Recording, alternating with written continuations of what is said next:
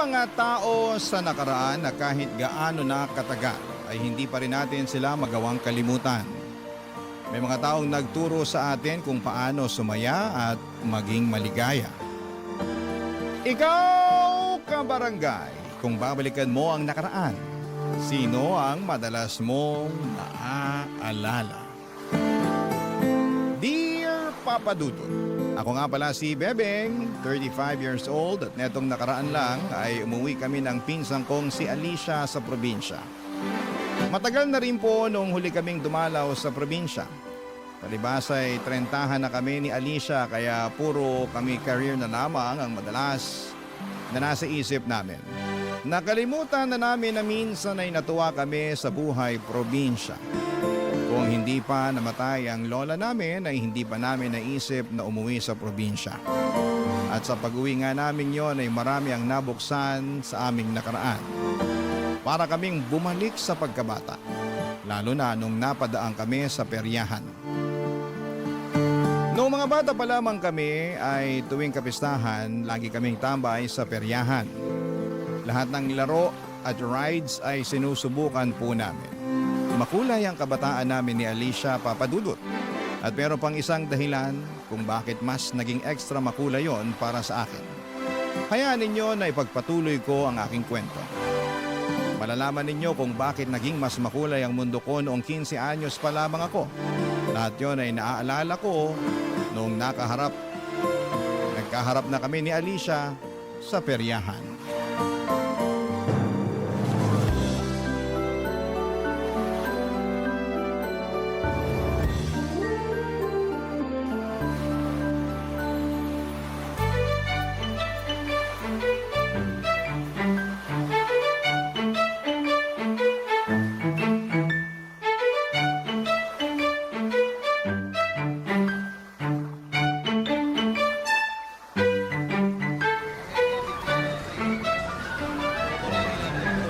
Bebeng! Buti na lang at dumaan tayo rito sa peryahan. Ay, nakahinga rin kahit papano sa burol ni Lola. Oo nga. Kapagod yung mga hingi ng biskwit at kape. Utos sila ng utos na ipagtimpla sila ng kape at abutan ng biskwit. Ano bang akala nila sa burol ni Lola? Coffee shop? Hayaan mo na. Nasanay lang din siguro ang mga yun na pinagsisilbihan sila ni Lola kapag dumadalaw sa bahay. Alam mo naman si Lola, masyadong mabait. Eh di magpatimpla sila kay Lola ng kape. Gisingin nila sa kabaong. Huwag sa atin ano. Ikaw talaga. Lagot ka kapag narinig ka ng kaluluwa ni Lola. Sige ka. Uy, Bebeng! Tingnan mo, may tsubibo. Tara, sakay tayo. Wala namang tsubibo ah. Ferris wheel lang meron. Eh di ba ang Tagalog ng Ferris wheel tsubibo? Loka, hindi ka na naman nakinig sa Filipino teacher mo. Ang Tagalog ng Ferris wheel, rueda. Eh ano yung tsubibo? Merry-go-round. Teka nga, di ba ikaw nga itong nagsabi sa akin nung 15 pa lang tayo na tsubibo yung Ferris wheel? Ako naman pala itong minali mo noon. Eh, nagkamali lang din naman ako noon eh. Akala ko rin eh, tsubibo ang tawag kasi sabi ni... alam mo, bumili na lang tayo ng bibingka tapos umuwi na tayo. Baka hinahanap na tayo sa bahay eh. Parating na siguro yung mga matatandang byuda na magpapadasal para kay Lola. Tara na. Oh, eh bakit ka tumatawa dyan? Naalala ko na kung sino yung nagsabi sa'yo na tsubibo ang Tagalog ng Ferris wheel. Walang ganon. Ewan ko sa'yo. Kung hindi tayo bibili ng bibingka, umuwi na tayo. Tara na. Si Ronnie! Tama, si Ronnie! Ronnie? Sino yun? Uy, gano'n na ba kadaling kalimutan yung puppy love mo? Ay nako, Alicia. Namula ka bigla. Guilty ka ba kasi dininay mo na si Ronnie ang puppy love mo? Ang tagal na nun, Alicia. 15 anyos pa lang tayo nun. Alam ko namang matagal na yun. Pero gusto ko lang malaman kung naaalala mo pa rin siya hanggang ngayon. Ay, ngayon lang ulit. Ngayon ko lang ulit siya naalala. Hi, Ronnie. Kamusta na kaya siya, no? Naalala ko pa dati. Laging libre ang sakay mo sa tsubibo. Rueda. Eh, di ruweda. Tapos, purgang-purga ka pa nun sa popcorn at sa malamig. Palibhasa, nanay ni Ronnie yung nagtitinda. Kaya lagi kang libre. Uy, naalala mo pa yung hilaw mong biyanan? Alam mo, ikaw? Ay, nako. Nakakamiss maging 15. Oo nga no? Kung hindi pa namatay si Lola, hindi pa natin maaalala ang puppy love mong si Ronnie. Ay, kumusta na kaya siya? Balikan natin ang nakaraan ko kabarangay. Noong mga bata pa lamang kami ni Alicia Papadudut ay palagi na kaming umuwi tuwing summer sa aming probinsya. Natataon yon ng buwan ng Abril at sakto pa sa piyesta sa aming lugar. Yun lagi ang nilulook forward ni Alicia. Marami kasing dayo tuwing piyesta sa amin. Maraming nakikilalang bagong mga kaibigan at crush. Marami ring mga tiyangge at meron ding peryahan. Hindi ako masyado sa mga ganito. Tanging si Alicia lang, mahiyain kasi ako at mas gusto kong kasama si Lola sa bahay habang nanonood ng TV o kaya ay nagpapakain ng mga manok at bibe sa bakuran namin. Pero noong summer vacation namin yon, may nangyaring kakaiba. Bigla kong nagustuhan ang mga dayo. Bigla akong natuwa sa mga tiyangge at lalong-lalo na sa peryahan. Noong summer vacation na yon ay nagkaroon ako ng crush na nauwi sa puppy love. Hindi ko makakalimutan yon, Papa Dudut. Tanda ko pa. Sa unang araw ng pag-uwi namin ng probinsya ay sinalubong kami ng lola namin. Ang lapad ng ngiti niya habang suot ang bagong biling duster niya. Ngayon kapag binabalikan ko ang ala-alang ito, naghahalo ang tamis at sakit. Bigla kong na-miss si Lola at ang mga ala-ala niya.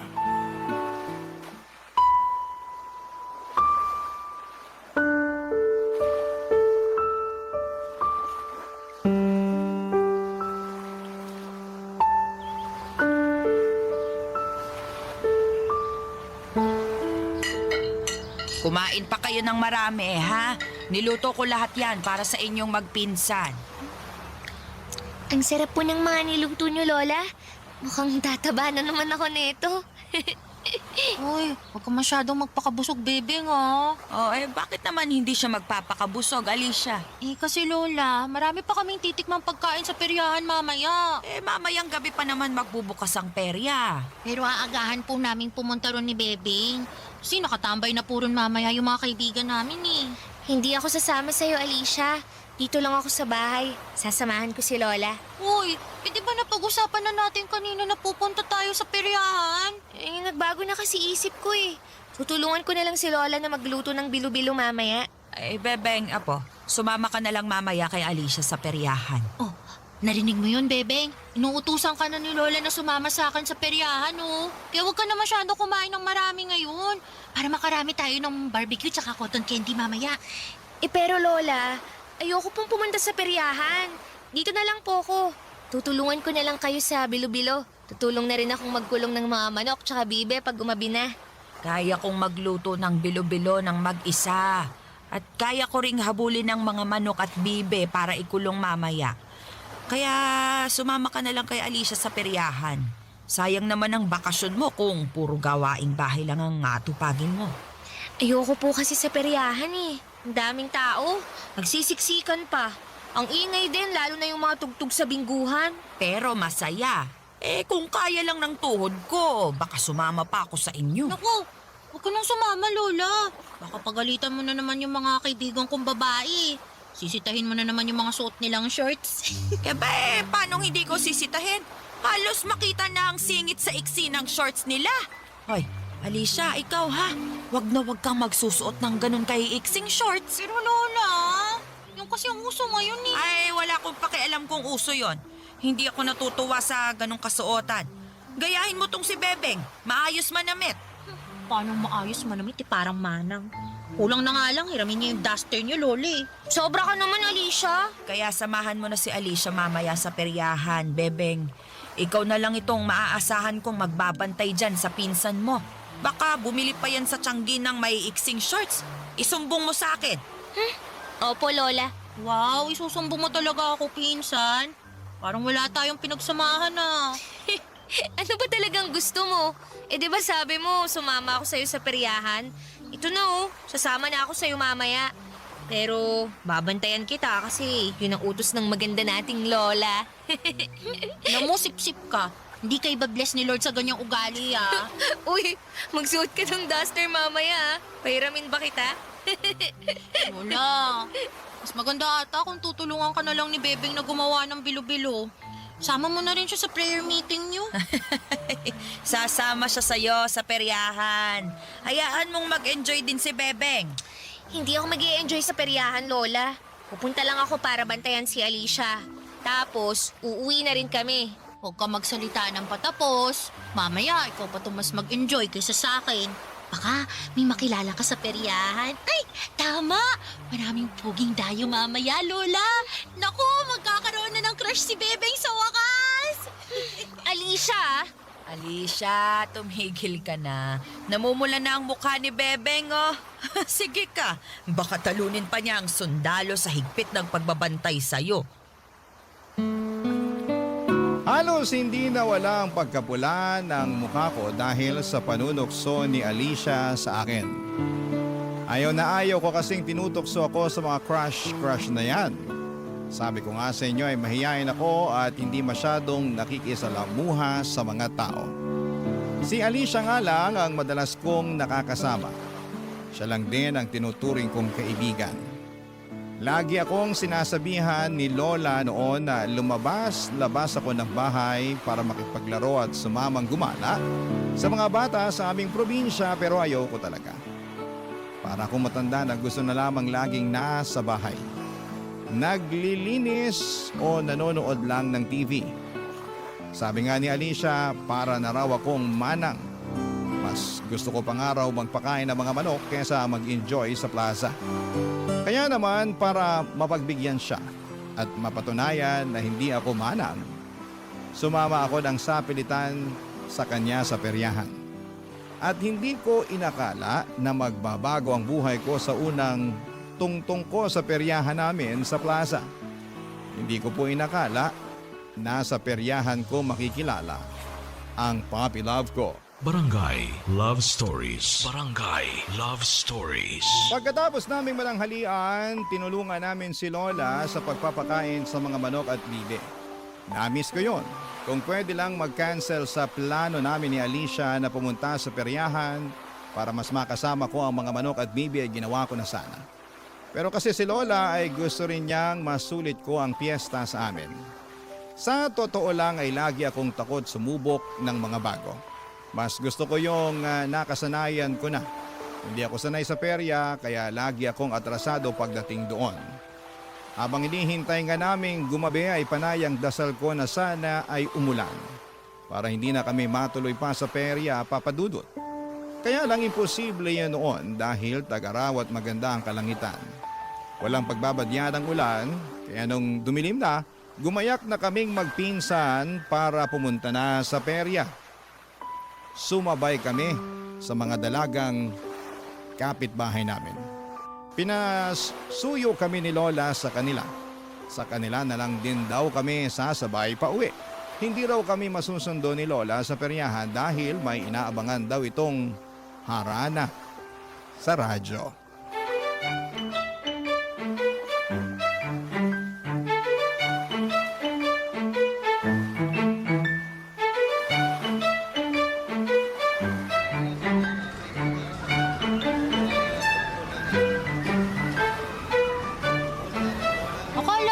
Babantayan at susundan mo ko. Di ba yun ang sabi mo kay Lola kaya ka sumama rito sa peryahan? Eh, bigla akong tinamit magbantay eh. Ang likot-likot mo masyado. Hindi ako makahabol sa'yo. Ang dami pa namang tao. Ay, nako. Dalian mo na lang maglaro ah, para makauwi na tayo.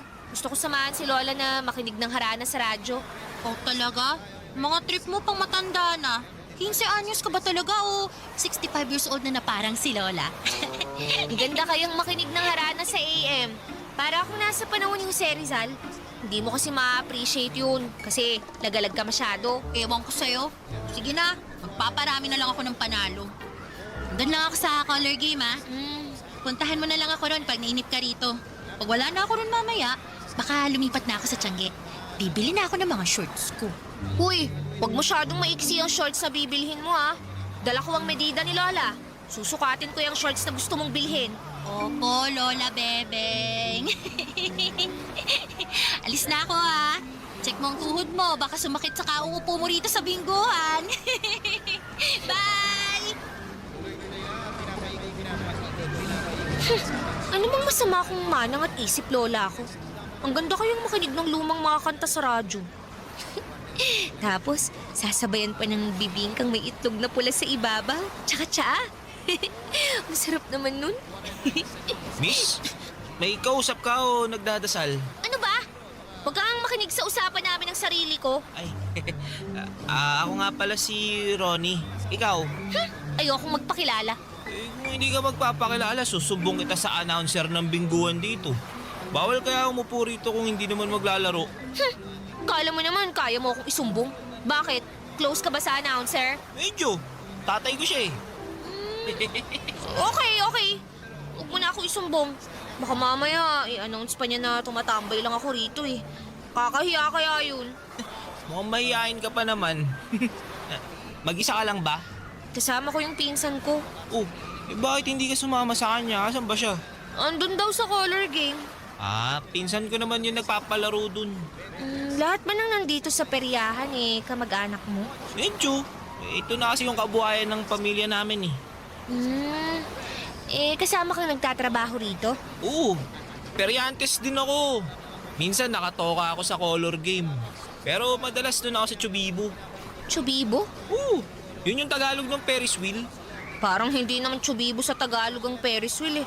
Pinagloloko mo yata ako eh. Look, Chubibo talaga Tagalog ng Ferris wheel. Turo pa sa amin ng mga lolo at lolo namin yun.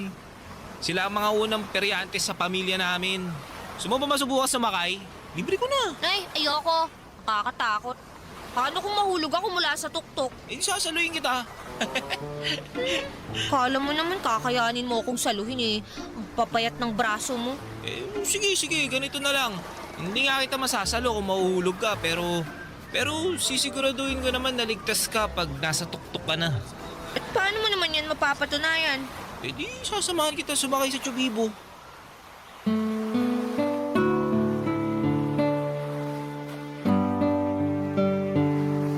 Papadudo, tiningnan ko mula sa malayo ang Ferris wheel. Kahit sa malayo ay rinig ko ang sigawan ng mga taong nakasakay doon. Sigawan na hindi naman takot pero nag-i-enjoy. Kaso'y kabado pa rin ako. Hindi naman ako sanay sa ganon. Saka may mga napapanood ako sa balita na mga nadisgrasya dahil sa pagsakay sa Ferris wheel.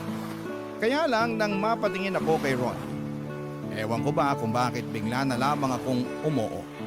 Hinawakan niya ang kamay ko papunta sa Ferris wheel. Sabay kaming sumakay. Kabado ako noon, lalo na noong umikot na paitaas ang Ferris wheel. Nakapikit lamang ako pero sabi ni Ronnie ay kailangan kong imulat ang mga mata ko. Dahil sinasayang ko ang pagkakataon na nasa area ko at nakikita ang mga ilaw sa ibaba ng peryahan. Tama nga siya, Papa Dudut. Pagmulat ko ay kitang-kita ko ang ganda ng peryahan mula sa itaas. Nakangiti ako kahit halos umikot na ang sikmura ko kada ikot ng Ferris wheel. Nakadalawang beses kaming nagpaikot sa Ferris wheel. Yun na rin ang chance ako para makilala si Ronnie. Kaedad ko lamang siya, nagkwento na rin ako sa kanya tungkol sa sarili ko. At hindi ko maiwasang mapangiti at mamula sa tuwing nakatitig siya sa akin. Kabado rin talaga, hindi lang dahil sa ikot ng Ferris wheel, kundi sa pakiramdam na nagkaka-crush na ako. Yun ang unang beses na nagkagusto ako. Mula noong nakilala ko si Ronnie, palagi na akong nasa peryahan, Papa Dudut.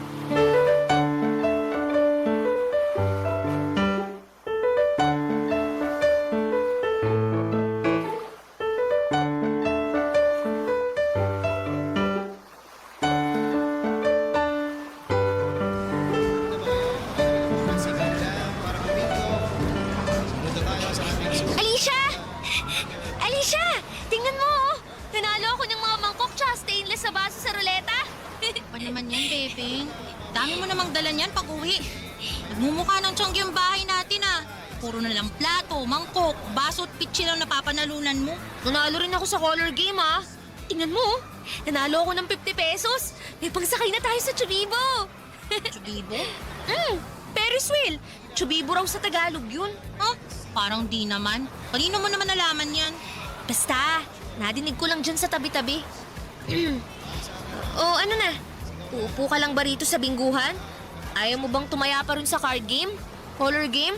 Subukan mo kaya ulit sa ruleta. Baka manalo ka kahit extension cord lang. Yoko na. Kanina pa ako ikot ng ikot dito sa peryahan. Umuwi na tayo, baka hinahanap na tayo ni Loli. Biyernes naman ngayon eh. Tulog na si Lola, sigurado yun. Maaga pa siyang pupunta sa kapilya bukas eh. Kaya sulitin na natin ha. Tara na, maglaro pa tayo. Ano ba, baby? Gabi-gabi na lang tayo andito sa peryahan. Sawa na ako.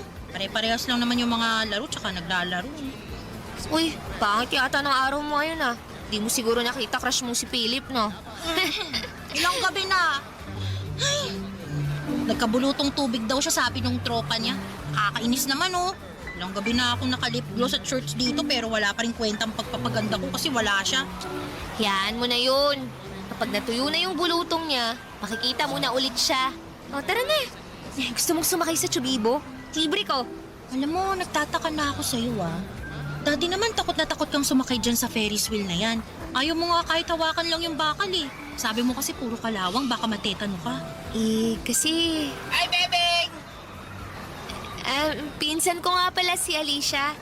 Alicia, si Ronnie. Siya yung tagabantay ng Chubibo. Hi Alicia! Kaya naman pala. Kaya naman pala ano? Wala naman. Sasakay na ba ako sa Chubibo ngayon? Oo! Gusto mo ba sumama? Libre ko. Ay, hindi na. Parang uuwi na nga ata ako eh. Kasi feeling ko magkakabulutong tubig ako ngayon. Kaya huwag na kayong dumikit sa akin ha. Baka mahawaan ko pa kayo. Enjoy, lovebirds! Manda ka, mamay. Pag-uwi natin sa bahay. Kwento mo sa akin kung magkikis kayo sa tuktok ng Chubibo ha. Ronnie, ikaw nang bahala sa pinsan ko to ha. Huwag mo nga hayaang mahulog. O kaya, kung sakaling mahulog, saluhin mo na lang ha. Alis na ako! Alicia! Sure ka ba Alicia? Ayaw mo talaga sumama? Wag na. Baka makaistorbo pa ako sa inyo eh. Pakihatid mo na lang si Bebeng mamaya pagkatapos nyo ah. Ay, Ronnie, Ano yon? sana masalo mo si Bebeng kapag nahulog siya sa'yo. Ang ibig kong sabihin sa Chubibo. Hindi pa man din siya nahuhulog. Nakasalo na ako. Namula ang buong mukha ko sa pasimpleng panunukso ni Alicia sa amin ni Ronnie. Yun ang unang beses na nakilala nito si Ronnie. Pagkaalis ni Alicia ay tumakbo na kami sa Ferris wheel. Hindi na namin kailangang pumila kasi ang pinsan naman ni Ronnie ang nagbantay ng Ferris wheel ng mga oras na yon. Andun pa rin ang takot ko sa pagsakay sa Ferris wheel pero hindi ko yon pinaparamdam kay Ronnie. Saka kahit papaano kapag si Ronnie ang katabi ko sa Ferris wheel ay nababawasan ng takot. Pero andun ang kabog sa dibdib ko. Yung kabog ng dibdib na hindi dahil sa kaba kundi dahil masaya ka. Naranasan niyo na ba yon? Masaya talaga ako na kasama si Ronnie kahit saan niya gustong pumunta. Kahit ano pa man ang gusto niyang gawin, gusto ko siyang kasama. Game ako sa lahat. Pati ang pagkain nga ng adobong dagang bukid ay ginawa ko na rin. Takot pa naman ako sa daga, pero dahil si Ronnie ang nag-alok, inisip ko na lang na manok yon. Ganon ba talaga ang nagagawa ng pag-ibig? Andun ang takot sa puso, pero gagawin mo pa rin, Papa Dudu. Barangay Love Stories. Barangay Love Stories. Sa mga sumunod na araw ay nagpatuloy ako sa pagpunta sa perya para makasama si Ronnie. Pagkatapos ko pa nga lang kumain, sa tanghali ay nagmamadali na ako mag-ayos para pumunta na sa perya. Lagi akong naka-lip gloss na napanalunan ko pa sa roleta. Nag-try na rin ako magsuot ng shorts na pinahiram sa akin ni Alicia. Hindi naman yon nakikita ni Lola dahil pinapatungan ko yon ng mahabang palda at saka na lamang huhubarin kapag nasa peryahan ako. Pag nasa peryahan na ako bandang tanghali, madalas lamang kaming nakatambay at nagmemeryenda ng Betamax at isaw na benta ng hipag ni Ronnie. Kilala na ako ng pamilya ni Ronnie. Nakakasama ko na nga silang magmeryenda tuwing hapon bago magsimula ang pagbubukas ng peryahan. At habang nakasara ang perya ay sinusulit naman namin yon ni Ronnie para makapag-date. Madalas ay doon kami sa Ferris wheel. Pinapayagan kaming sumakay doon pero hindi iikot.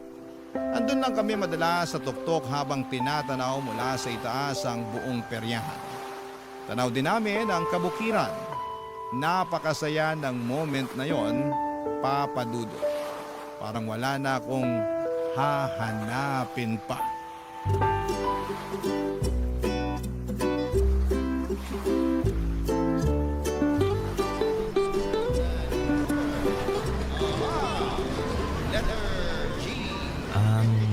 Bebeng, Ano yun?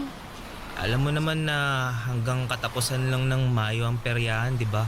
Oo naman. Bakit? Alam mo rin siguro na kailangan naming umalis tapos lilipat naman kami sa ibang lugar na may piyesta. Bakit mo to sinasabi sa akin? Naalala mo pa ba nung isang araw? Nung tinanong tayo ng pinsan mong si Alicia kung mag-ano raw ba tayo? Kung nililigawan na ba kita? Kung sinasagot mo na ba ako? Hayaan mo na si Alicia. Mahilig lang talagang mang-intriga yun. Hindi mo man lang ba gustong alamin kung bakit hindi ako nakasagot nun? Kung bakit hindi kita maligawan ngayon? Hindi ko alam ang isasagot sa tanong mo. Di ako na lang ang magsasabi sa'yo para wala nang gulatan. Mahirap ang buhay peryantes, Bebeng. Kalipat-lipat kami. Kung saan may piyesta, doon kami nakatira. Tapos, aalis na naman kapag may nagimbita sa amin. Walang permanente sa buhay namin bilang mga peryantes. Bakit mo ba sinasabi yan? Para hindi ka na masaktan kung sakali man na balang araw. Hindi na kami makabalik dito sa lugar nyo. Kapag ibang peryahan naman ang maimbitahan dito sa susunod na taon, hindi na kami yun. Pwede naman tayong mag-textan na lang eh. Sabi mo naman, makakabili ka na ng cellphone sa katapusan, di ba? Yun na nga. Hindi na matutuloy yung pagbili ko ng cellphone kasi hiniram ni tatay yung ipon ko eh. Malaki kasi yung nalugi dun sa bingguhan tsaka sa color game nung Sabado. Kaya yung ipon ko muna yung ginamit para pandagdag sa puhunan. Ganun ba? Sigurado namang makakabili ka pa rin ng cellphone kahit mumurahin lang, di ba? Ayaw lang kitang paasahin, Bebeng. Kasi wala talagang kasiguruhan to eh. Baka magkalabuan lang din tayo kapag hindi na tayo nakakapag-usap o kaya nakakapagkita. Bakit kasi ganyan agad ang iniisip mo? Bakit ayaw mong subukan munang sumugal? Para saan pat nagtatrabaho ka sa peryahan eh. Puro sugal dito. Natatakot lang ako. Natatakot? Baka nakakalimutan mo, Ronnie. Sa ating dalawa, ako lagi yung takot. Pero anong ginawa ko? Hinarap ko yung takot ko. Kumain ako ng adobong palaka. Sumakay ako ng Ferris wheel. Hindi ako nagsisi na ginawa ko yun. Kasi kung nagpadala ako sa takot, hindi ko makikita kung gaano kaganda ang paligid ngayong andito ako sa itaas kasama mo. Hindi kasi ganun kasimple, Bebeng. Simple lang naman talaga to. Nagiging komplikado lang. Kasi lagi kang takot.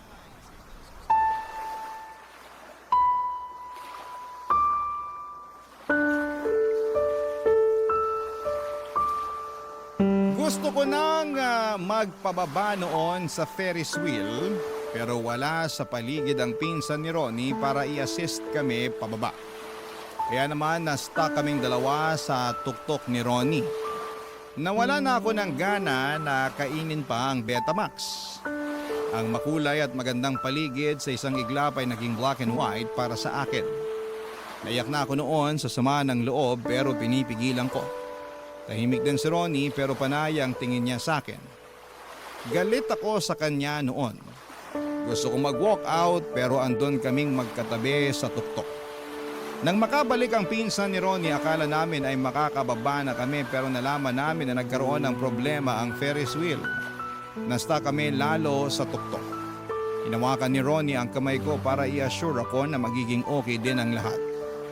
Akala niya natatakot ako sa pagkastak namin sa Ferris wheel. Ang hindi niya alam ay mas takot ako sa pwedeng mangyari sa aming dalawa oras na umalis na ang peryahan sa katapusan.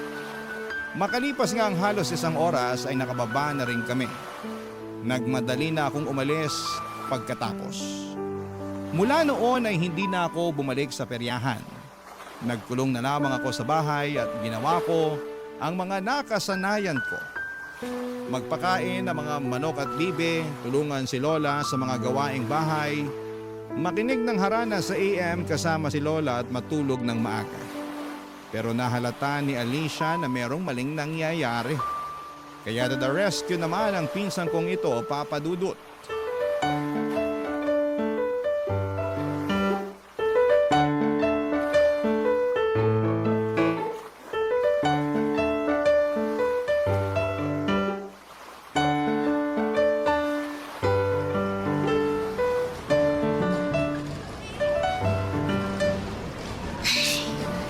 Hindi ko siguro to nakwento sa'yo. Pero alam mo ba, nung 12 years old tayo, may dumayo rito na peryahan. Iba kina Ronnie. May nakilala ako na tagabot ng premyo sa bingguhan. Ayun, naging crush ko siya. Crush din daw niya ako, tapos niligawan niya ako. Kaya ka ba laging nasa peryahan noon? Oo, kasi dinadalaw ko siya. Uy, hindi to alam ni Lola kaya huwag mo akong susumbong. E di, ayun, gustong gusto ko siya, bebeng. Alam mo, naubos lahat ng ipon ko para makatambay kasama siya sa peryahan. Kaya lang, isang araw, kailangan na nilang umalis. Nintay niya ako buong araw sa peryahan, sabi nung isang friend ko. Pero hindi ako sumipot. Ayoko kasi magpaalam sa kanya eh. Kasi kapag umalis siya, sigurado namang tapos na rin kami. Hindi ka nakipagkita sa kanya. Nung nahimasmasan ako, ayun, tumakbo ako agad sa peryahan. Pero wala na sila. Kahit tolda, wala nang naiwan. Iyak ako ng iyak nun kasi nagsisisi ako eh. Di man lang ako nakapagpaalam sa kanya. Di ko man lang nasabi yung feelings ko para sa kanya. Kaya sorry kung kinukulit kita lagi na umuwi tayo tuwing piyesta dito sa probinsya. Kasi umaasa ako na sila ulit yung hahawak ng peryahan. Kaya lang, wala na eh. Di ko na siya nakita ulit. Di na siya bumalik. Kasi si Ronnie na ang pumalit. Kaya sana, huwag kang magaya sa akin. Gets ko naman na mga bata pa kayo at pwede rin hindi naman kayo ni Ronnie ang magkatuluyan. Pero sana masabi mo pa rin yung nararamdaman mo sa kanya. Para kapag dalaga ka na, kapag binalikan mo na tong alaala niyo ni Ronnie, hindi ka magsisisi. Kasi may ginawa ka hanggang sa huli. Wala naman talaga tayong pupuntahang lamay, no? Wala. Pero paglalamayan ang puso mo kapag umalis si Ronnie nang hindi ka nagpapaalam. Ay, ayun siya oh. Palapit na rito. Bebeng! Ronnie, may sasabihin daw sa'yo tong pinsan ko. Maiwan ko muna kayo Kailangan mo na magandang alaala ng puppy love. Hahanapin mo yun pag nagdalaga ka. Kaya mo yan. Alis na ako! Akala ko hindi ka nababalik dito sa peryahan. Pinilit lang ako ni Alicia. Kung hindi ka niya pinilit, hindi ka talaga pupunta? Hindi ko alam. Bebeng, namiss kita. Namiss din kita, Ronnie. Alam mo, Bebeng, nakapag-isip-isip na ako. Liligawan kita. Binalik na sa akin ni tatay yung hiniram niyang pera eh. Makakabili na ako ng cellphone para magtawagan tayo palagi. Paano kung sa susunod na taon, hindi na kayo yung peryahan na makuha? Paano tayo makakapagkita?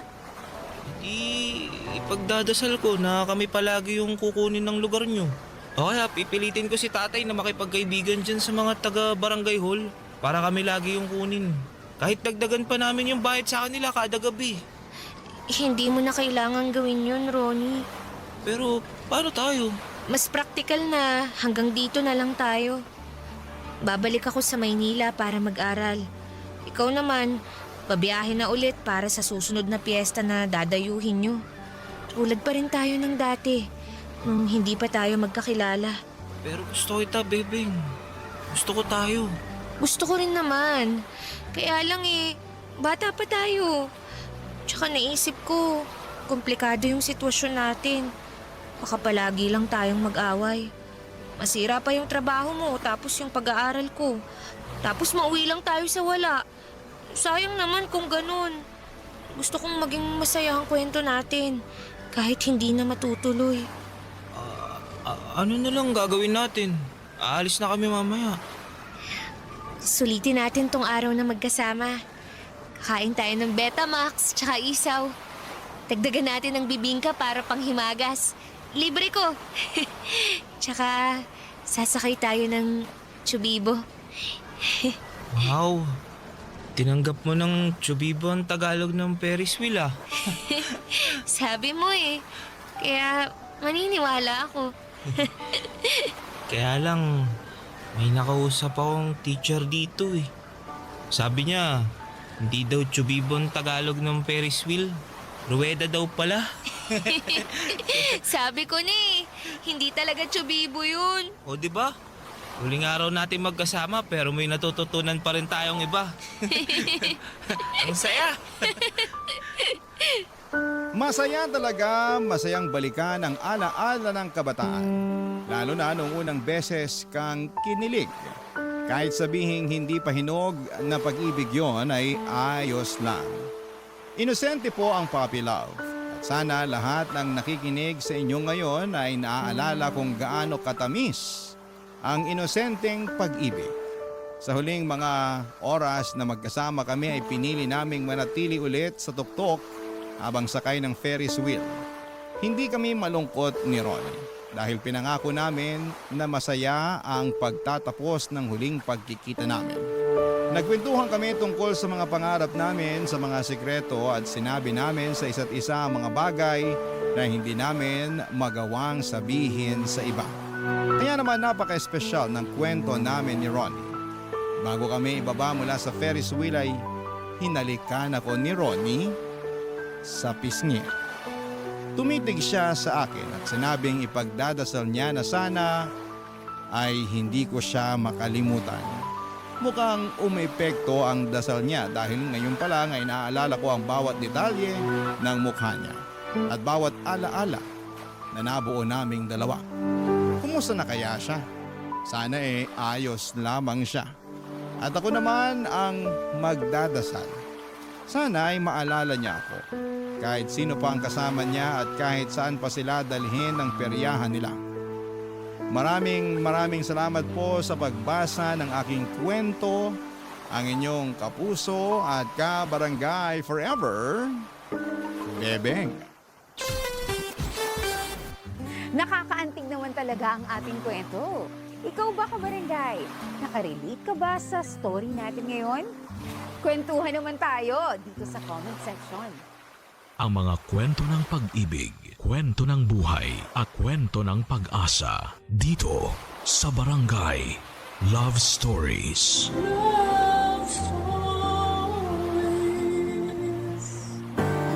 Importante ang pagkakaunawaan at respeto sa isang pamilya para maging mabuti ang ugnayan ng bawat isa.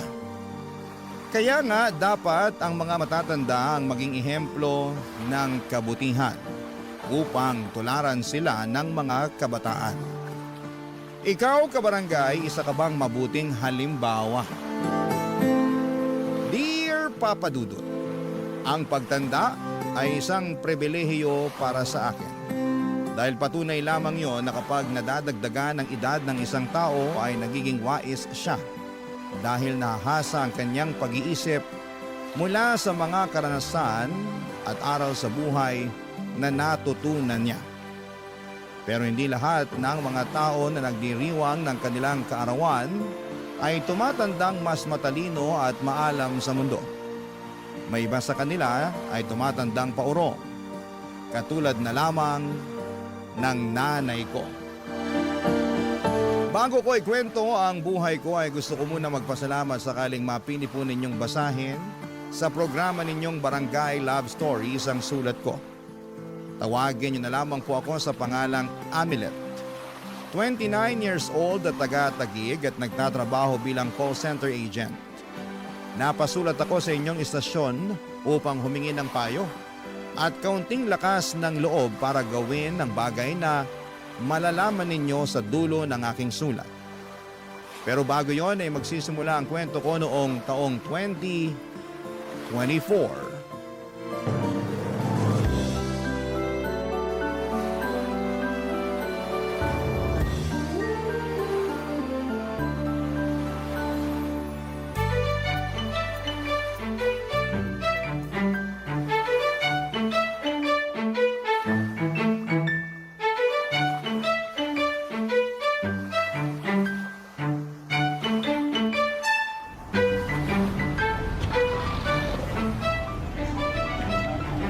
Uy, Doti!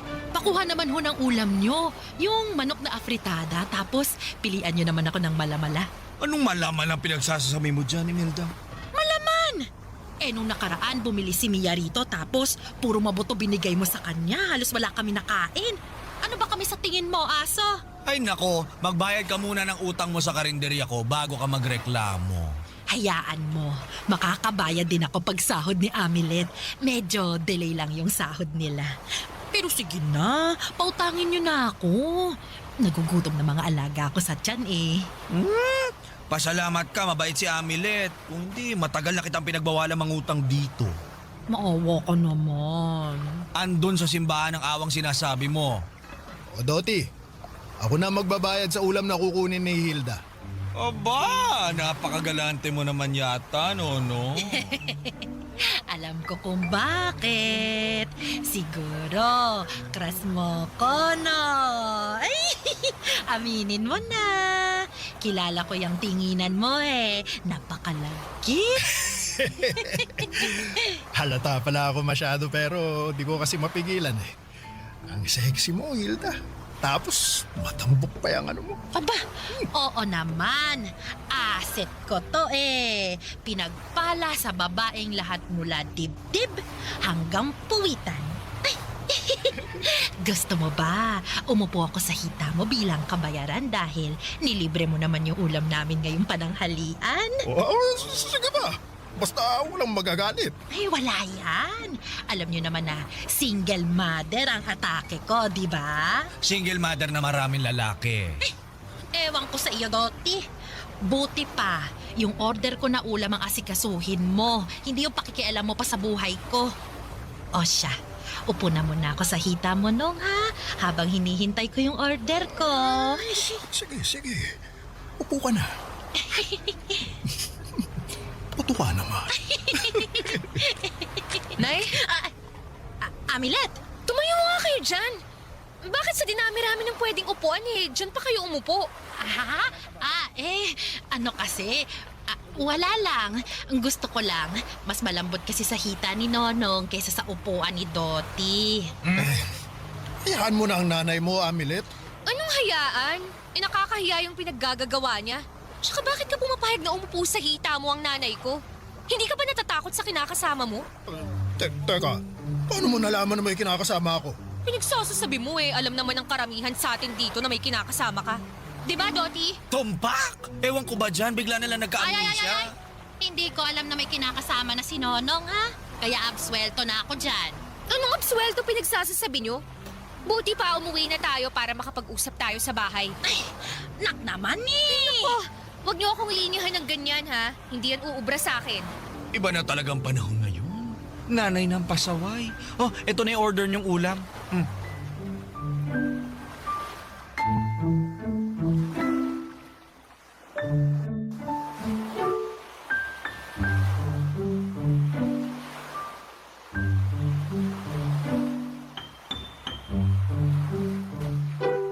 Amelet naman eh!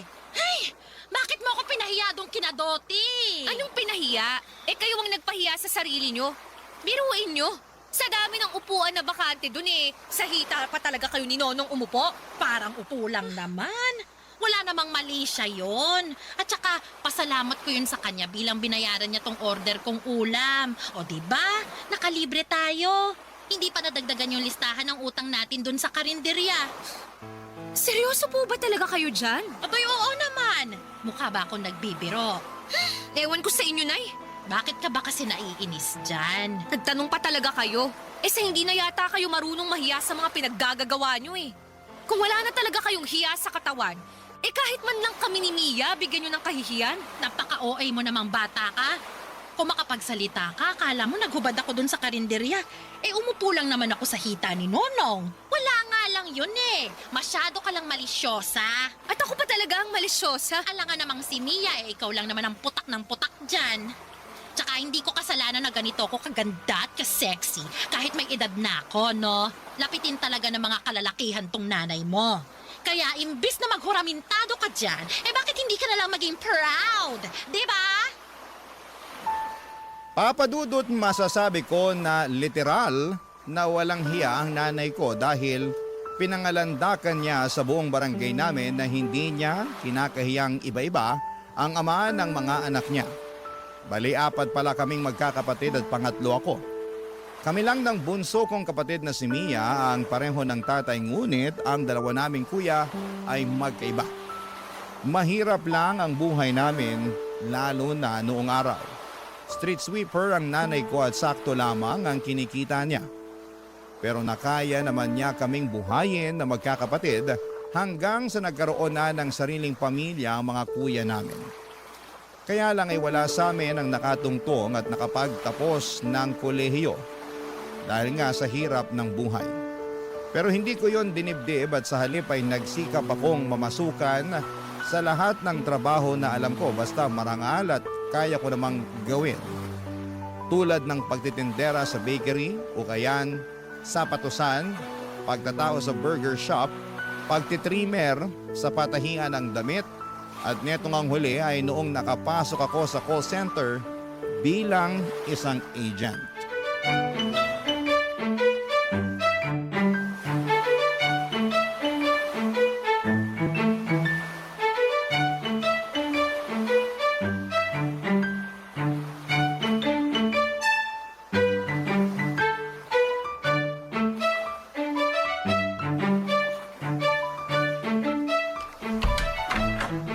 Nandito na po ako.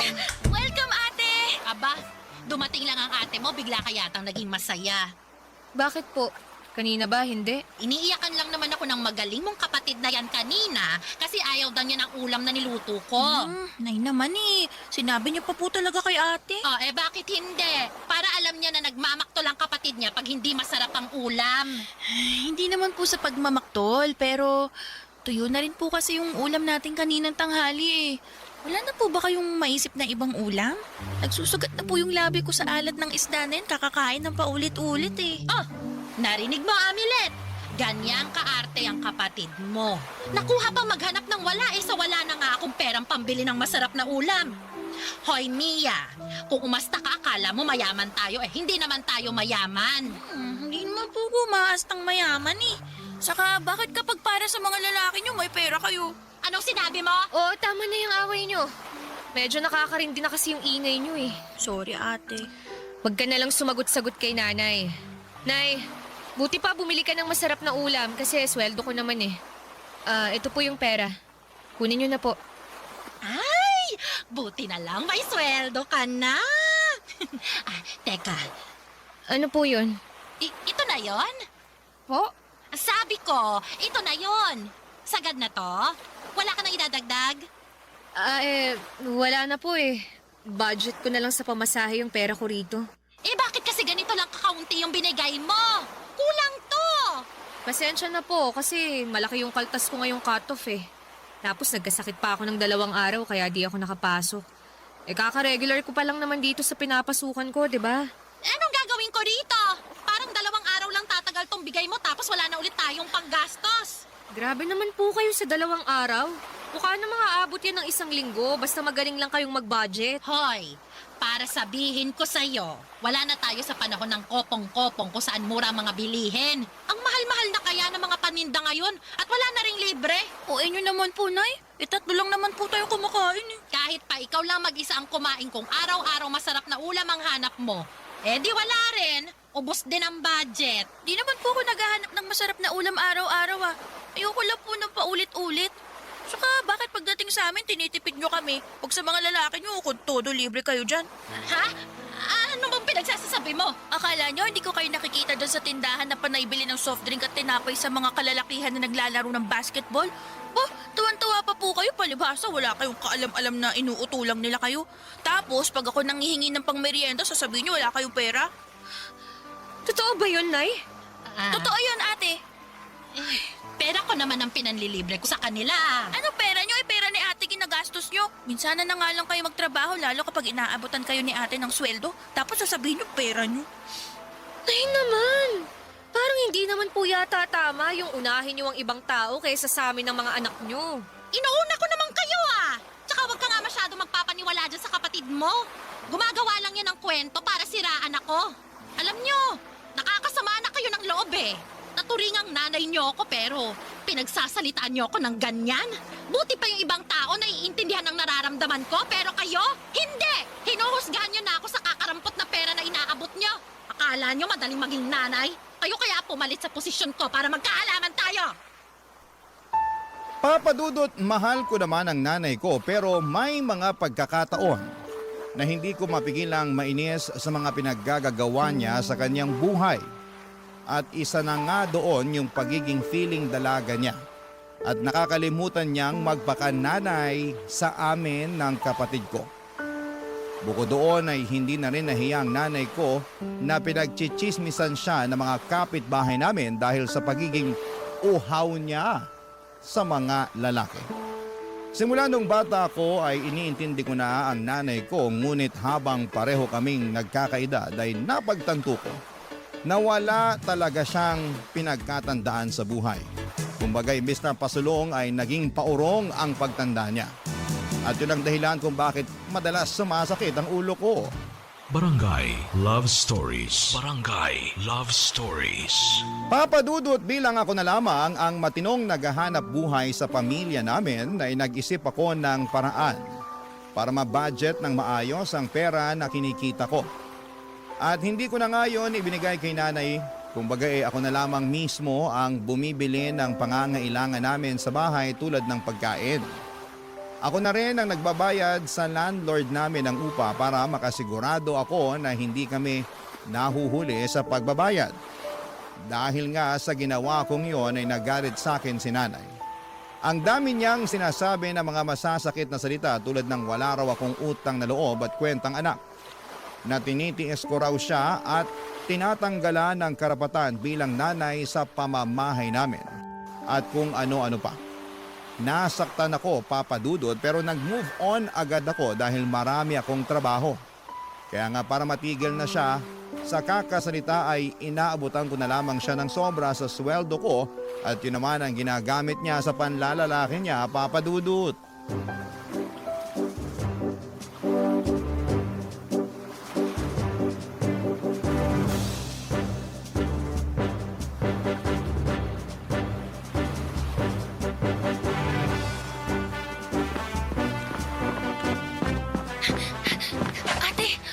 Ate, buti naman pauwi ka na. Oh, Mia, ano nangyari? Bakit humahangos ka? Sinalubong na talaga kita kasi magsusumbong ako tungkol sa pinagagawa ni nanay sa bahay natin. Anong ginawa niya? May kasama siyang lalaki doon, Harold daw yung pangalan. Kilala mo yun eh. Wala akong kilalang Harold. Baka namumukaan mo kasi yun yung nagtatricycle dyan sa atin. Tapos, ayun na nga, nagulat ako kasi pinapunta ni nanay sa bahay. Kanina pa raw sila doon tanghali, sabi ng mga kapitbahay eh. Nagkakantahan, nag-iinuman. Kaya nga hindi ako makapasok kasi naiilang ako sa kanila eh. Talaga naman si nanay, oh. Nakuha pang magdala ng lalaki sa bahay. Halika, puntahan natin.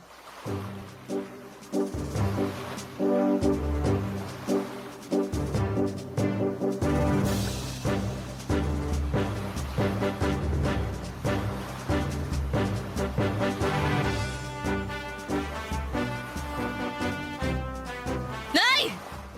Nay! Bakit naman po kayo nagpapapasok ng kung sino-sino sa pamamahay natin? Tapos nag andito na pala yung mga anak ko.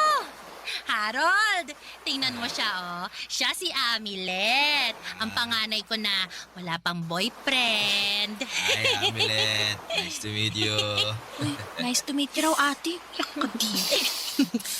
Mawalang galang na Harold ah. Pero pwede ka na bang umalis sa bahay namin?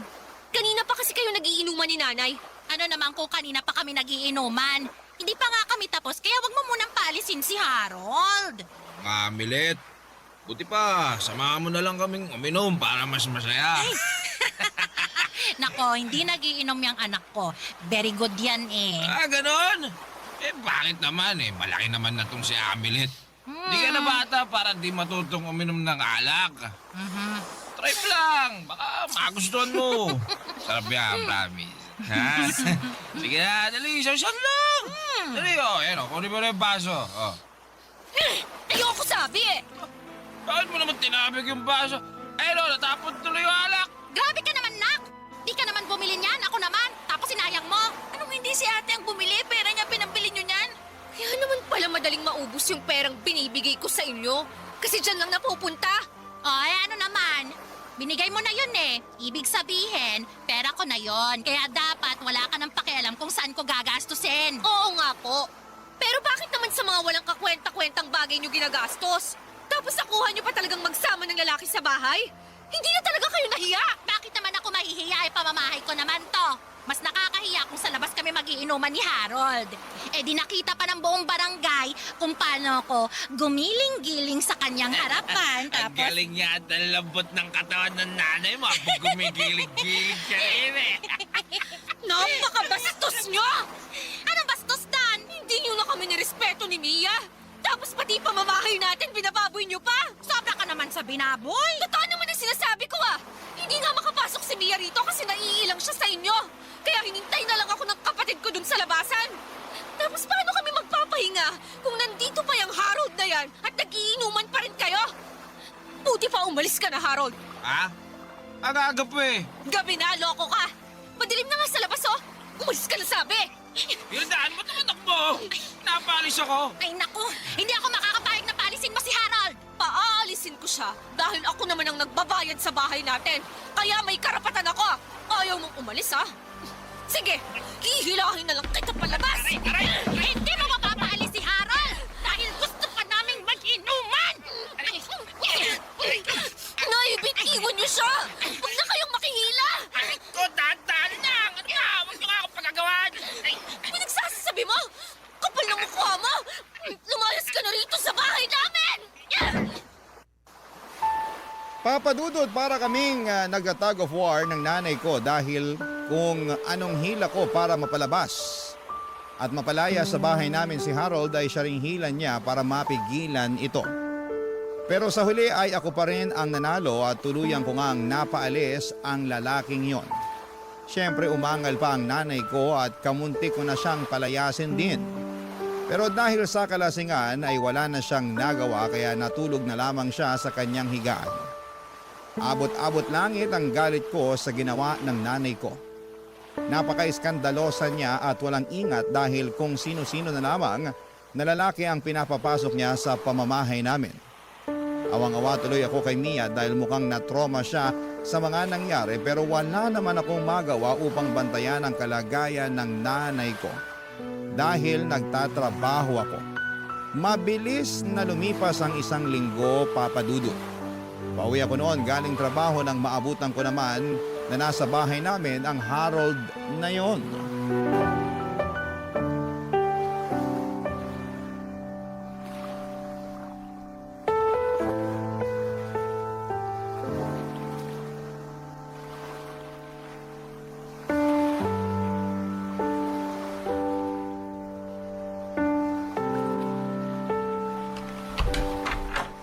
Dito na po ako. O, Nak, andyan ka na pala. Tara. Kain ka na habang mainit-init pa tong sabaw na sinigang na hipon, no? Harold, The one and only. anong ginagawa mo rito sa bahay namin? At bakit ka nakikikain dyan? Si Harold kaya ang nagluto niyan. Kasi sinabi ko sa kanya na paborito mo yung sinigang na hipon. Kaya nga umupo ka na para makakain ka na rin. Hindi niyo pa po sinasagot yung tanong ko. kung anong ginagawa ng lalaki na yan sa bahay natin. Dito na raw siya titira, sabi ni nanay, ate. Tama ang kapatid mo. Ano? Hindi pwede yun. Bakit hindi pwede? Kami na ni Harold. Kasasagot lang ng nanay mo sa akin kanina tapos nagdesisyon na kaming mag-live-in. Dito nyo talaga sa bahay namin naisip tumira? Hindi kasi pwede sa bahay namin dahil mapapagalitan na ako ng mga magulang ko doon. Saka para na rin kaming sardinas doon kaya dito na lang daw ako sa inyo, sabi ni Hilda. Ayaw mo nun? Magiging one big happy family na tayo. Itong mukhang to, Harold. Mukha bang masaya at gustong-gusto na tumira ka rito? Saka ano bang one happy big family ang sinasabi mo dyan? Nay, kung nagbibiro lang kayo, pwes tigilan nyo na ha. Hindi na kasi nakakatawa eh. Nakakapikon na. Sino ba nagbibiro rito? Wala naman. Sinabi na nga sa'yo ni Harold na kami na at nagli-live-in na kami, di ba? Pero bakit dito sa bahay natin? Hindi nyo na ba talaga kami naisip ni Mia? Paano na lang yung privacy namin kung magpapatira kayo ng kung sino-sinong lalaki rito? Ang OA mo naman. Di naman kriminal si Harold para pagsalitaan mo ng ganyan ah. Kaya nga, kahit naman ganito ako, simpleng tao, pero mabuti ang kalooban ko, no? Para lang sa kaalaman mo, ha, Amelet? Nagmamahalan kami ng nanay mo at handa akong patunayan yun sa kanya. Hindi ko hinihingi ang opinion mo. At dahil ako ang nagbabayad ng renta sa bahay na to, ako pa rin ang masusunod kung papayagan kitang tumira rito o hindi. At ayoko na nandito ka. Sobra ka naman, Amelet. Hindi kita tinuruan maging swapang at maramot ah. At ako pa talagang swapang at maramot? Ay, sino pa nga ba? Ang ayos-ayos ng usapan natin dito kanina. Pinakakain ka namin kasi alam naming pagod ka sa pagtatrabaho. Tapos magagalit ka na lang dyan basta-basta at paalisin mo si Harold. Hindi niyo talaga maintindihan yung punto ko, no? Ikaw ang hindi nakakaintindi. Kasi tingin mo kay Harold ay kriminal. Eh, ang bait-bait nga nitong boyfriend ko. Oh. Wala naman siyang gagawin sa inyo ni Mia. Tama nanay mo. Kaya wag mo naman akong husgahan kaagad. Basta, hindi pa rin ako komportable na nandirito ka sa bahay namin. Hindi ko na problema yon. Tsaka, di porket ikaw ang nagbabayad ng renta sa bahay natin eh, ikaw na masusunod. Ako pa rin ang nanay sa ating dalawa ha, kaya wala kang karapatan na suwayin ako. Tingnan mo, wala kang reklamo yung kapatid mo, tapos ikaw marami kang sinasabi dyan. Hindi naman po kasi ako mananalo sa inyo, Nay. Buti alam mo! Ewan ko sa inyo, Nay. Ang tanda-tanda nyo na, pero kung umasta pa rin kayo para pa rin dalaga, baka nakakalimutan nyo na 5 na kaming mga anak nyo. Tapos plano nyo pa yata kaming dagdagan. Eh, iyon eh kung maanakan pa ako ni Harold. Sabihin mo lang kung gusto mo na. Diba? Tumahimik nga kayo. Pareho kayong bastos at di na nahiya. Oh, hindi naman kami nakahubad ah. Paano kami naging bastos? Baka masyado lang conservative yung anak mo, baby love ko. Siguro wala pa siyang boyfriend eh. Ay, sinabi mo pa. Astang Maria Clara, palasagot lang naman sa nanay. Ay, ewan ko ba naman sa mga kabataan ngayon. Buti pa, kumain na lang tayo. Pabayaan na natin yung ayaw kumain dyan. Di naman tayong magugutom, siya naman. Papadudot, wala na akong nagawa ng gabi na yon, kundi ang kumain pero hindi sa mesa nakasabay ang Harold na yon. Napagod na lang din ako makipagtalo sa nanay ko, lalo at galing ako sa trabaho. Hindi lang ako makapaniwala na ganon kabilis na lamang magbabago ang lahat sa buhay namin dahil sa padalos-dalos na desisyon ng nanay ko. Kung ilalarawan ko po si Harold ay masasabi ko na may itsura siya at matipuno ang kanyang pangangatawan. Tambay kasi siya sa bakal gym sa lugar namin. Kesyo tropa raw niya ang nagpapatakbo doon kaya libre siyang nakakapaglabas-masok. Hindi na ako magtataka kung paano siya nagustuhan ng nanay ko dahil mahilig yon sa mga maskulado. Mas matanda si nanay kay Harold pero mas matanda naman siya sa akin ng 3 taon. Grabe. Para akong masisiraan ng ulo dahil hindi ko kayang pakisamahan ng boyfriend niya. Lumalabas kasi na kami pa ng kapatid ko ang dapat na mag-adjust at magkaroon ng malawak na pangunawa para sa kanilang dalawa. Para sa nanay ko, wala naman silang ginagawang masama ni Harold dahil nagmamahalan lamang sila, papadudot. Barangay Love Stories. Barangay Love Stories.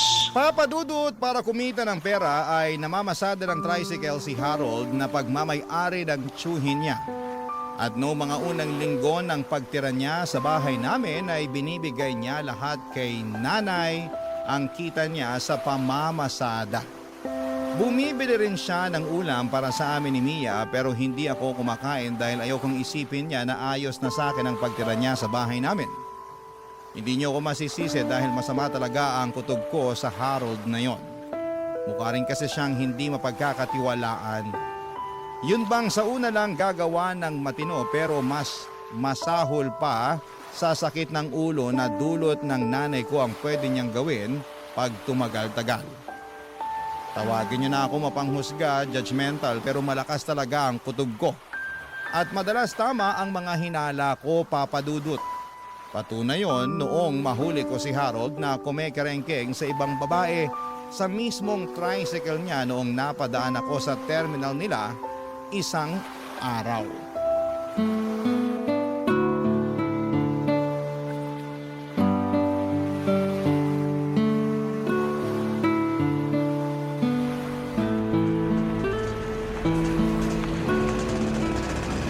Sinasabi ko na nga ba? Hindi ka talaga mapagkakatiwalaan na gumawa ng matino. Pwede ba, Amilet? Hinahan mo yung boses mo? Masyado ka namang skandaloso eh. Oh, ayaw mo nun. Ayaw mong malaman ng mga kasamahan mo at ng buong barangay kung gaano ka kalandi. Ay, sandali. Alam na nga pala ng mga kasamahan mo. Pero kinukonsinti lang nila yung pagkerengkeng mo sa ibang babae, no? Ganyan ba talaga kayong mga lalaki? Oy, wag mo naman sila idamay. Good boy mga kasamaan ko, no? Buti pa sila, good boy. Pero ikaw, ano? Maharot? Malandi? Makate? Tapos tamang huthot ng pera sa nanay ko? Oy, sobra ka naman makapagsalita. Kunwari ka pa? Akala mo yata hindi ko alam na inuuto mo lang yung nanay ko eh. Paano inutoy? Nagtatrabaho nga ako rito ng marangal, oh, para may sarili kong pera. Kasama ba sa pagtatrabaho mo ng marangal yung pambababae mo ng lantaran? Hindi naman ako lumapit sa kanya. Siya naman itong lumapit sa akin. Sa palagay mo, maniniwala ako sa'yo? Eh, hindi ko nakasalanan yun kung ayaw mo. Akala mo yata talaga pinanganak ako kahapon, no? Pwes, nagkakamali ka. Dahil isusumbong kita kay nanay.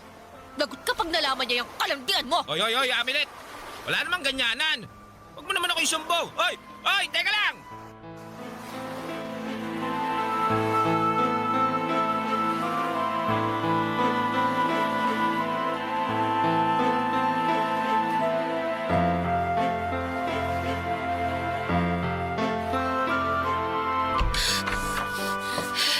Nay, pwede ba tayong mag-usap? Ha? Tungkol saan? Tungkol sa damukol niyong boyfriend. Anak, may pangalan yung tao. Kung hindi mo siya kayang tawagin sa pangalan niya, wag mo naman tawagin sa kung ano-ano. Masakit kasi sa pandinig. Mas masasaktan pa kayo pag nalaman niyo yung nakita ko kani-kanina lang tungkol sa kanya. Ano yon? Nahuli ko lang naman siya na may nilalanding babae. Doon pa talaga sa mismong tricycle na pinapasada niya. Nahuli ko sila kanina pagdaan ko doon sa terminal. Ay, totoo ba yan? Totoo po. Baka nagsisinungaling ka, ha? Baka sinisilaan mo lang sa akin si Harold. Naku, magagalit ako sa'yo. At bakit ko naman po gagawin yun kung siya na ang sumira ng sarili niya sa inyo? Naninigurado lang ako.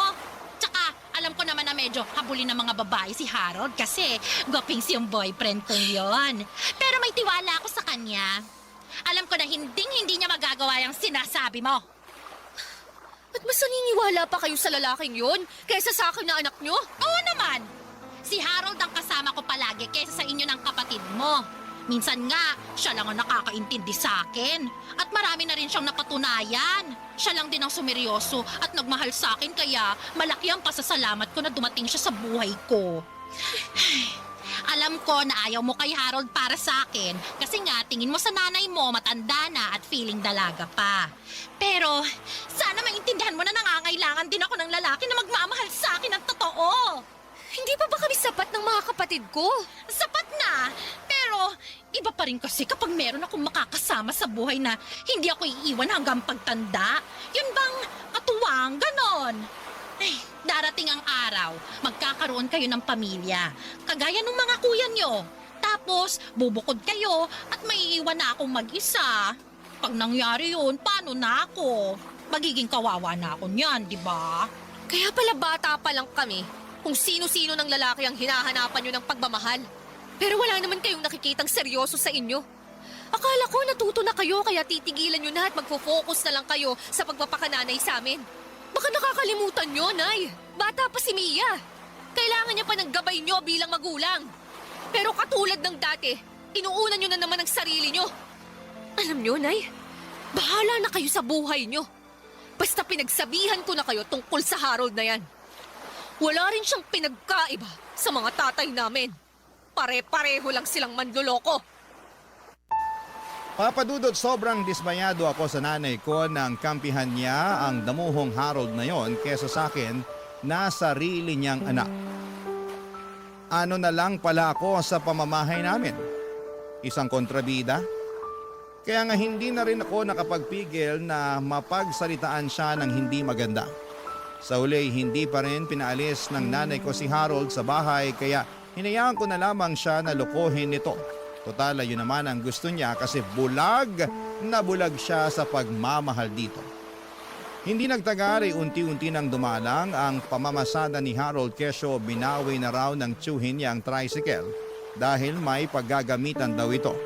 At imbes na maghanap ng ibang mapagkakakitaan ay naging certified tambay at palamunin si Harold sa pamamahay namin. Si nanay na ang bumubuhay sa kanya kaya kung todo trabaho siya samantalang naiiwan lang sa bahay si Harold para humilata at mag-cellphone at manood ng TV. Sobrang tamad din niya up to the point na si Mia pa ang inuutusan niyang magsaing at maghugas ng pinggan kahit na kadarating pa lamang ng kapatid ko at pagod pa galing sa eskwelahan. Grabe sa kakapalan ng mukha itong si Harold. Masasabi ko na ibang level. Pero isang gabi ay may sinabi sa akin si Mia tungkol kay Harold, bagay na pinag-alala ko ng husto, Papa Dudut.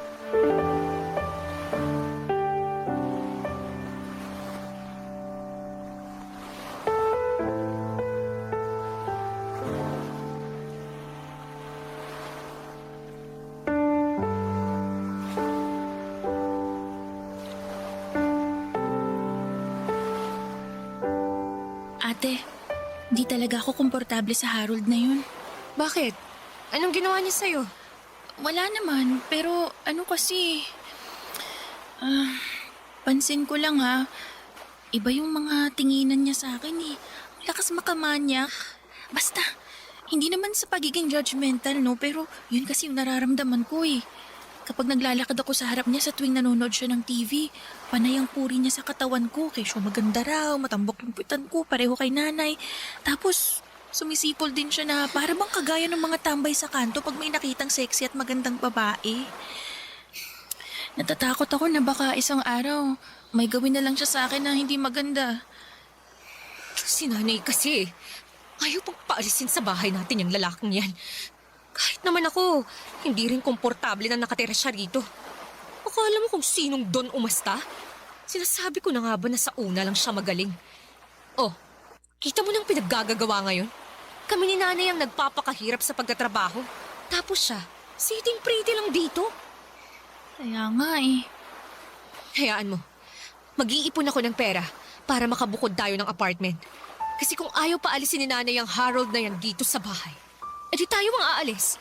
At tagal-tagal ko na rin tong pinag-iisipan. Pero sa ngayon, tiis-tiis lang muna, ha? Sige ate.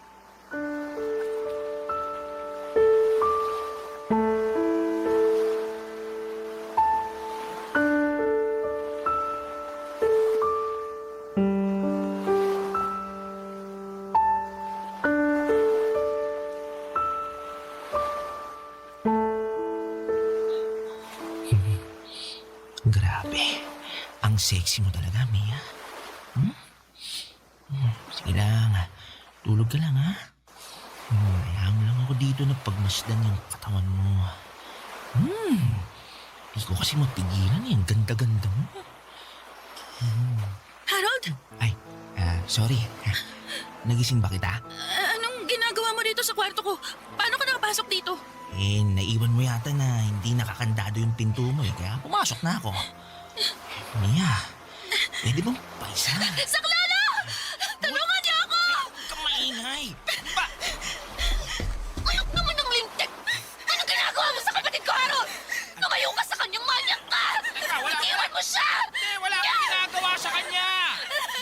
Sinungaling ka ba?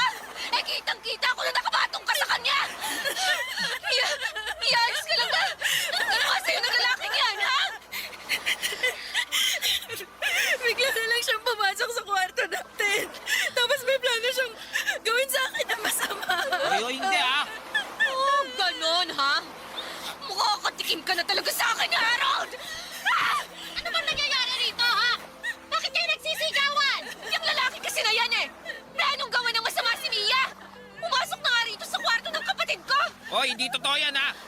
Pagawa lang ng kwento yung mga anak mo, Hilda. Ginawa mo pa talaga kaming sinungaling! Eh bakit ka nga ba kasi nandito sa kwarto ni Mia, Harold? Wala, may kinuha lang ako. Masyado lang kayong malisyosa. Hindi totoo yan. Ano kinuha mo? Eh, nagising ako, nakapatong ka na sa akin. O, kita mo na? Napakamanyak mo! Hoy, mag-ingat ka sa sinasabi mong yan, ha? Dahil mabigat-bigat ako sa Sonya at Amilet. Seryoso ba talaga kayo dyan, Nay? Sa bagay, mas kinakampihan niyo pa ang lalaking yan kaysa sa anak niyo na kamuntik na niyang gawa ng masama! Wala namang nangyari kay Mia. Ano walang nangyari? Eh, naabutan ko na nga sila kanina na ginagawa niya ng masama ang kapatid ko! Hayop ka, Harold! Napakabastos mo! Pinatira ka nga namin sa bahay, pero gagawan mo pa kami ng masama! Buti pa, umalis ka na rito ngayon din! Lumayas ka na! O teka, ba't mo naman ako paalisin? Dahil gusto ko! Umalis ka na bago pa ako tumawag ng barangay! Hindi! Hindi aalis si Harold dito. Aalis siya? O ipapakalagkad ko siya sa mga tanod! Sige! Maalisan niyo na po siya, Nay. Ayoko na po siya kasama rito sa bahay natin. Kung ayaw mong umalis, sige! Ayos lang! Ipapadampot na lang kita at ipapakulong! Eh, teka. Huwag mong gagawin yan. Eh bakit hindi? Eh ginawan mo nga ng masama ang kapatid ko! Akala mo yata mapapalagpas ko yun, no? Pwes, dyan ka nagkakamali!